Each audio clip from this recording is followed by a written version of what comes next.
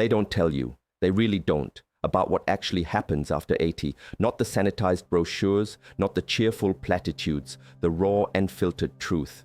What you're about to hear, it might shake you, it might even hurt a little, but I promise you, it's the kind of truth that sets you free in ways you can't yet imagine.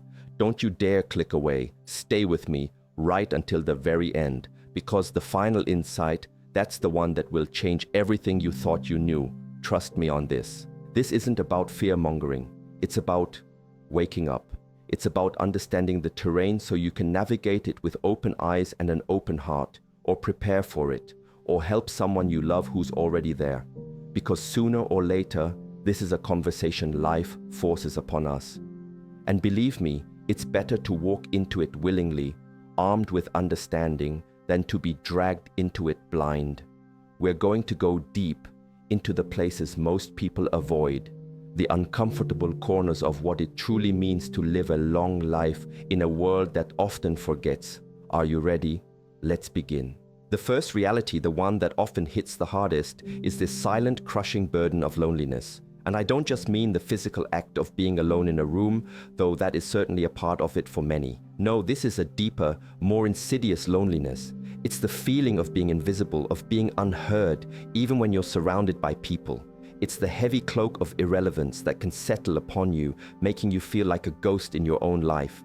You see, after 80, the world doesn't always know what to do with you. Conversations can skim the surface, polite but hollow. Younger generations, busy with their own struggles and triumphs, might offer a kind smile, a perfunctory, "How are you?"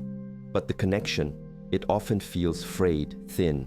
The assumptions made are staggering, that you're content with quiet, that your needs are minimal, that your opinions are quaint.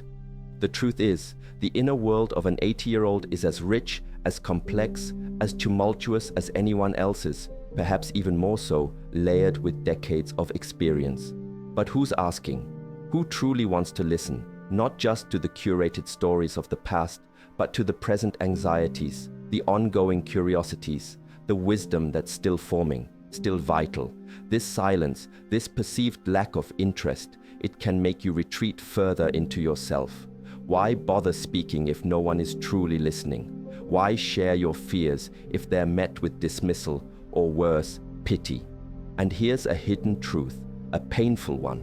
Sometimes this silence is a two-way street. The fear of being a burden, of repeating stories, of sounding negative or complaining can lead to a self-imposed isolation.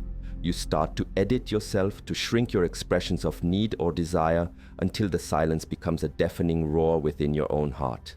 The weight of unspoken thoughts, unshared emotions, unasked questions. It's immense. It's a loneliness that eats away at the spirit, far more corrosively than any empty chair at the table. Breaking this cycle requires immense courage. The courage to speak your truth, even when your voice trembles. The courage to ask for what you need, to articulate your boundaries, to demand to be seen not as an artifact of the past, but as a living, breathing, feeling human being in the now. It requires the inner work of self-validation, of knowing your worth irrespective of external acknowledgement. It's about finding or creating spaces where genuine connection is still possible, even if those spaces look different than they once did. This isn't just about staying busy, it's about seeking soul-level nourishment. Then there's the inescapable reality of a fading world. This isn't just about your own mortality, though that's certainly a shadow that lengthens. It's about the world you knew, the people who populated it, slowly, inexorably disappearing. The grief is cumulative. It's not one loss, but a cascade of them. Your spouse, your siblings, your closest friends from youth, from midlife, the keepers of your shared history, the ones who understood your references without explanation, the ones who knew you before you became elderly. Each departure takes a piece of your world with it, a piece of your story. And suddenly, you find yourself a custodian of memories that fewer and fewer people can corroborate or share. The echoes of laughter in a room now silent, the familiar ring of a phone that will never call again, the inside jokes that now only bring a solitary, wistful smile. This is a profound form of loneliness too, the loneliness of outliving your tribe. And it's not just people. The physical world changes at a bewildering pace. The neighborhood you grew up in is unrecognizable. The technology that connects everyone else can feel like an insurmountable barrier, isolating you further. Social norms shift, values transform, and sometimes it feels like you're speaking a different language, operating by an outdated code. Memory itself becomes a double-edged sword. It's a sanctuary, a place to revisit cherished moments and beloved faces, yes. But it's also a constant reminder of what's been lost, of joys that will not come again in the same way. The present can feel thin compared to the vibrant tapestry of the past. Your physical and social circles often shrink, not always by choice, but by the relentless march of time and circumstance. And here's a bold claim, one that society often tries to rush past. You are not meant to simply get over these losses. You are not meant to quickly replace what is irreplaceable. The pressure to always be positive, to move on, can be incredibly damaging. These losses are part of your story, part of who you are. Integrating them, allowing them to deepen your understanding of life's preciousness and fragility, that's the work. It's about actively cherishing the memories, not as a retreat from the present, but as a way to honor the richness of your journey. It's about finding new communities, perhaps smaller, perhaps different, but ones where you can still find resonance. Maybe it's a book club, a grandchild, a quiet park bench where nods are exchanged. It's about embracing the present moment with a fierce tenderness, because you understand more acutely than most how fleeting it all is.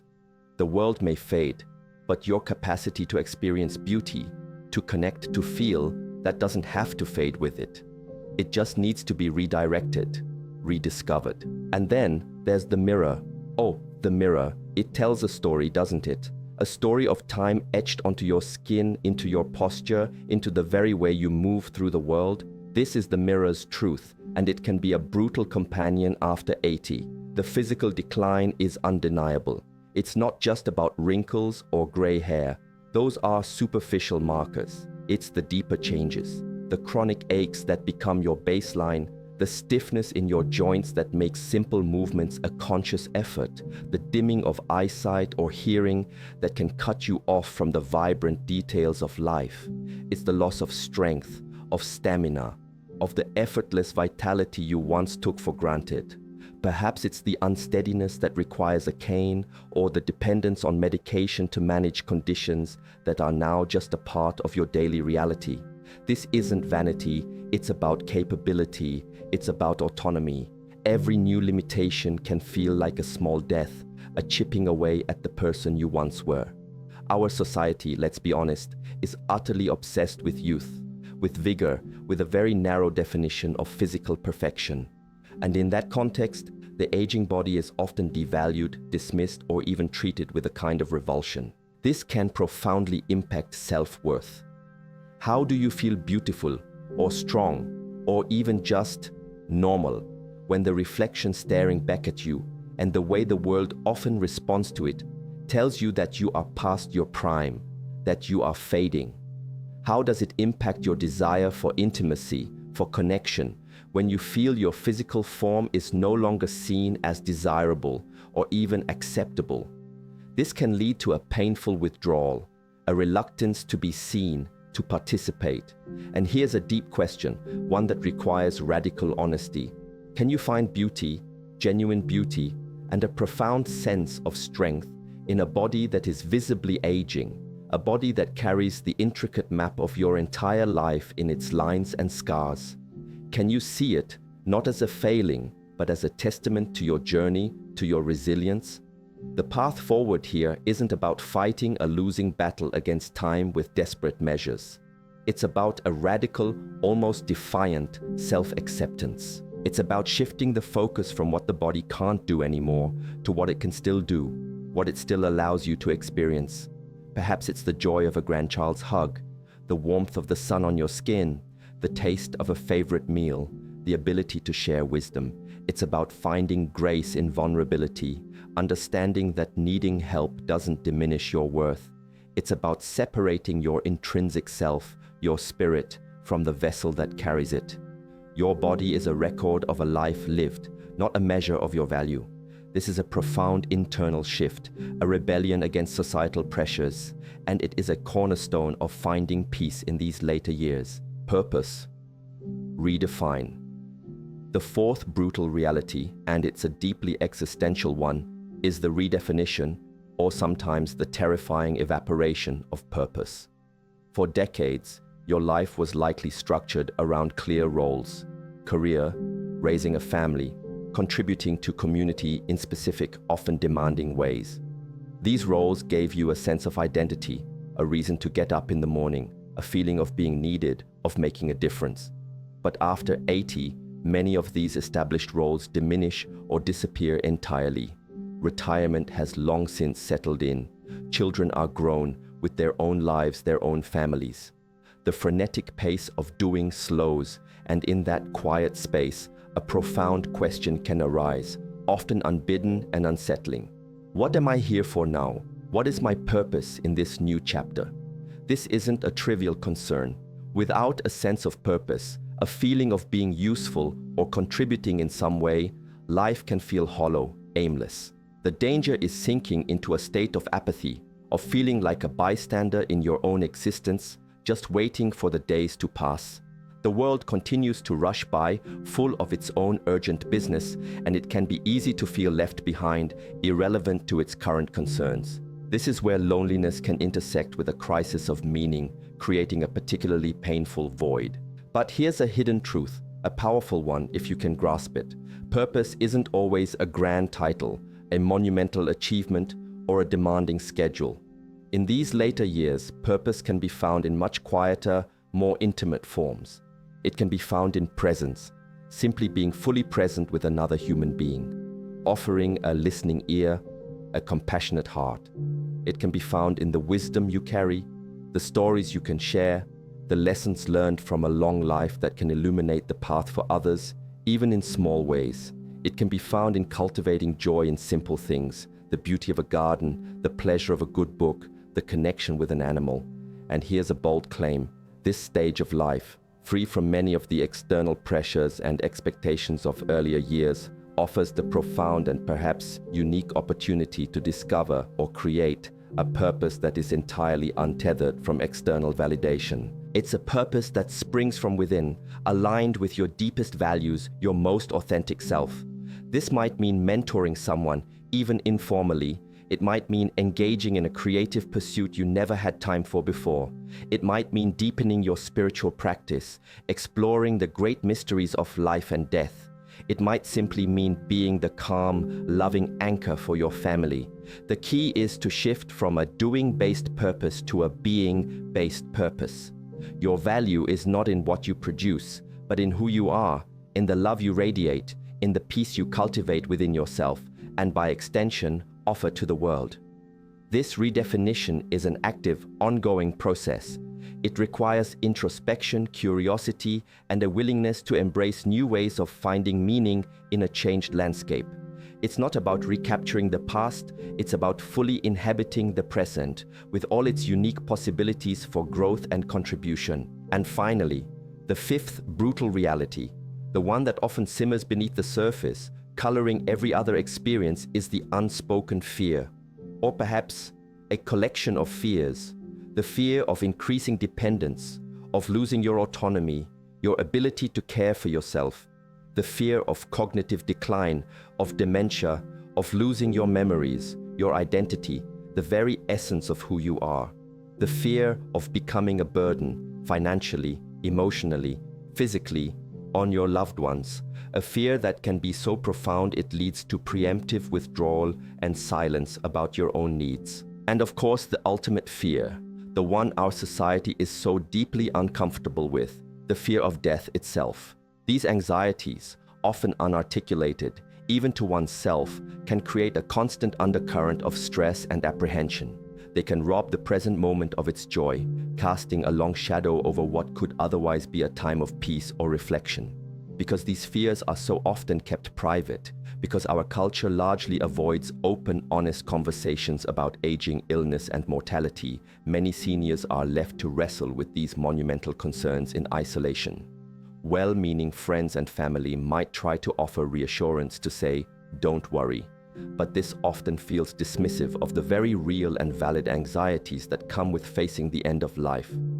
The platitudes fall flat against the stark reality of failing health or the imminent prospect of one's own demise. So, here is a deep, perhaps uncomfortable question for all of us, but especially for those in their later years.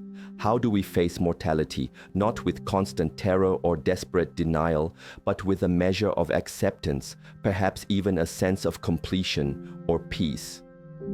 This isn't about pretending death isn't coming or that it isn't a profound loss. It's about changing our relationship to it. The path forward here involves courage, again, but also a profound shift in perspective, one that draws on ancient wisdom, much like the teachings of great masters who understood the art of living by understanding the art of dying. Open conversations are critical, if not with family, then perhaps with a trusted friend, a counselor, a spiritual advisor. Breaking the taboo, speaking the unspeakable, can lift an enormous weight. Legacy work, not just financial, but sharing stories, values, life lessons, can be incredibly healing and affirming. Spiritual practices, meditation, mindfulness, can help cultivate an inner space of calm and acceptance, a refuge from the storm of fear. It's about focusing intensely on the quality of life in the present, whatever that present holds. Finding moments of joy, connection, and meaning today. And ultimately, it is about acceptance, not a passive resignation, but an active, courageous embrace of the full arc of life, which necessarily includes its end. There's a strange kind of freedom in that acceptance, a liberation from the exhausting fight against the inevitable. It allows you to live more fully, more authentically, in the time that remains. These fears are real, they are valid, but they do not have to define your final chapter. So, we've walked through some harsh landscapes together, haven't we?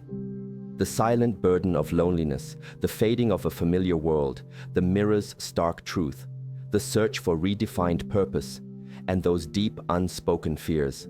It sounds bleak, perhaps. And if we stopped here, it might be. But that's not the whole story, not even close. Because the final insight, the one I begged you to stay for, isn't about some magic trick to make all this pain disappear. It's not a Pollyanna gloss over the very real struggles of advanced age. The most powerful truth, the one that can genuinely shift your life, whether you're 80, 60, or 30, is this. The ultimate challenge and the ultimate triumph is not about avoiding these brutal realities. It's about how we meet them. It's about the incredible, often underestimated resilience of the human spirit when it chooses presence over panic, connection over isolation, acceptance over resistance. You see, within each of these brutal truths lies a hidden invitation. The loneliness, it invites you to cultivate a deeper, more unshakable connection with yourself and to seek out authenticity in your relationships with others, however few they may be. The fading world, it invites you to cherish the present moment with an intensity you never knew you possessed, to find beauty in the ephemeral, to become a living archive of love and experience. The failing body, it invites you to discover a self-worth that transcends the physical, to find grace in vulnerability, and to appreciate the miracle of every sensation, every breath you still have. The loss of old purposes, it invites you to unearth a more profound, soul-driven meaning, one that radiates from your very being, not just your doing. And those deep fears about mortality, they invite you to live more fully, more bravely, more lovingly now, and to find a peace that passes all understanding by making friends with the entirety of life's journey. This isn't about pretending it's easy, it's the hardest work you'll ever do. But the secret, the one they don't put in the brochures, is that there's an unexpected freedom here. There's a depth, a clarity, a raw, unfiltered beauty that can only be found when you stop fighting the current and learn to navigate its powerful flow. When you face these giants and refuse to be diminished by them, something extraordinary happens. You become more authentic, more compassionate, more fiercely alive. The real shift, the life-altering moment, comes when you realize that this stage of life isn't just an epilogue. It's a masterclass in what it truly means to be human, to love fiercely, to grieve deeply, to find joy in the smallest things, to face the unknown with courage, and to leave a legacy not of possessions, but of presence. So, my friend, if you are walking this path or watching someone you love walk it, remember this: you are not alone in the struggle, and the struggle itself holds the seeds of profound transformation. Don't turn away from the harshness. Meet it, wrestle with it, and find within it the unshakable truth of your own strength, your own worth, your own enduring light. That is the real life after 80. That is the truth they never tell you, and now you know. Live it, fully, urgently, beautifully, because this moment, this breath, this is everything.